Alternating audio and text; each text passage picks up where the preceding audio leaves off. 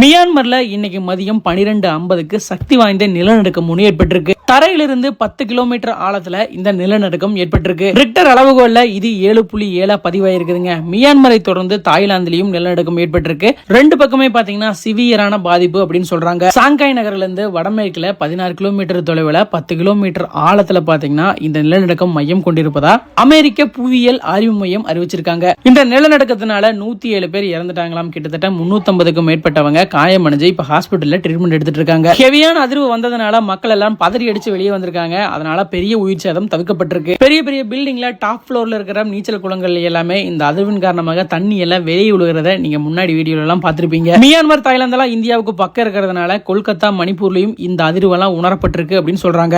Modi Thailand போறதா இருந்தாமா இப்ப அதெல்லாம் கேன்சல் ஆயிருச்சு அப்படிங்கிற மாதிரி சொல்றாங்க. மீண்டும் இந்த இடத்துல நிலநடுக்கம் வர்றதுக்கு நிறைய சான்ஸ் இருக்குது அப்படின்னு அறிவிச்சிருக்காங்க. இயற்கை பேரிடரை யாருனாலையும் தடுக்க முடியாதுங்க.